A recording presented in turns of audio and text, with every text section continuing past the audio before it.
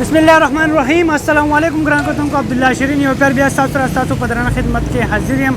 څنګه چې تاسو ته معلومه چې په ملک او بیا خاص کر په سواد کې د مهنګایي هغه جین دی خبر شوی دی.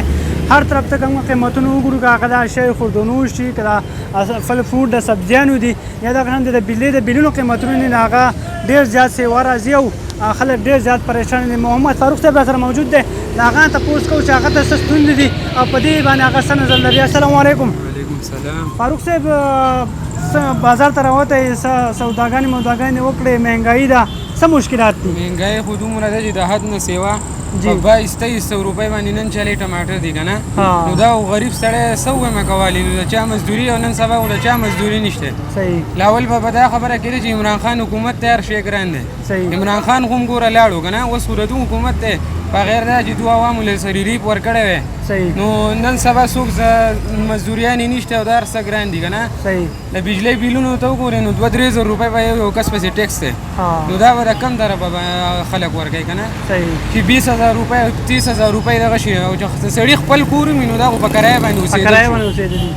نو زمونږ د حکومت نه دغه لکه د عوامو له سره ریلیف ورکړي.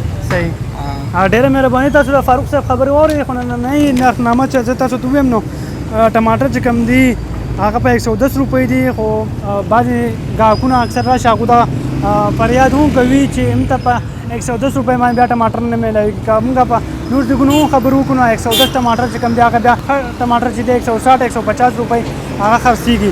دغه شانتې که د الو خبرې وکړو نو الو په 60 روپۍ دی، پیاز خبره وکړو پیاز په 130 روپۍ دی، نو مسلسل دغه شانتې کابلی ټماټر چې کوم دی نو هغه په 130 روپۍ خرڅېږي. دغه شانتې که د مڼو خبرې وکړو نو هغه مڼې 110 روپۍ دي. ناصر صاحب سره موجود دی. ناصر نه به تپوس کوو چې ګاهک ستا نه ولې خفه ځي، ولې ته ګران شی خرڅوې، ته ارزان خرڅوې، ته چې په کوم نرخنامه چې تا ته راشي ته باغ ریټ خرڅوې که نه. ناصره نرخنامه دا ده اکثر ستا نه ګاهک خفه لاړ شي، څه وجه ده؟ ټماټر په منډۍ کې موږ له په یو ریټ راکړي او پرون زما نرخنامې ورسره دا وایم لکه هلته کې هغو تپوس نه کوي او دا ریټونه راځي که نه. دا صحیح.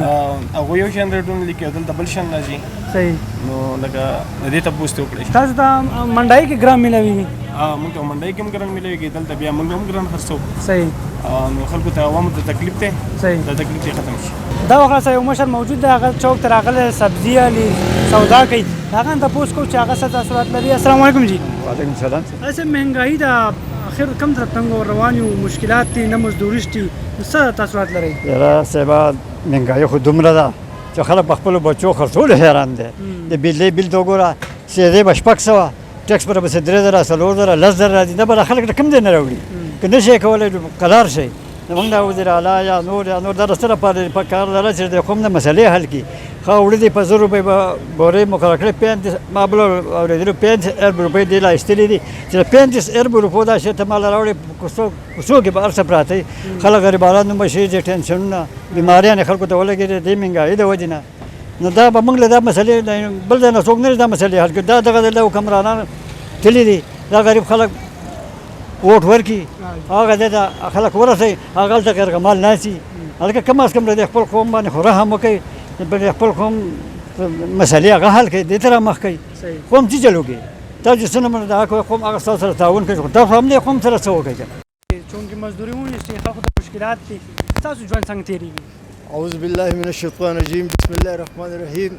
زه به دا ووایم چې نن مهنګایي ده په یو شي باندې نه ده، خالص که موږ په سبزیانو باندې نظر واچوو نو خالص د مهنګایي په سبزیانو باندې نه ده، دا مهنګایي په هر یو څیز باندې ده زمونږ. او د څه وجې نه ده، زما ذاتي رایه دا دی چې دا مهنګایي په موږ باندې د حکومت د ګړبړ نه راغلې ده.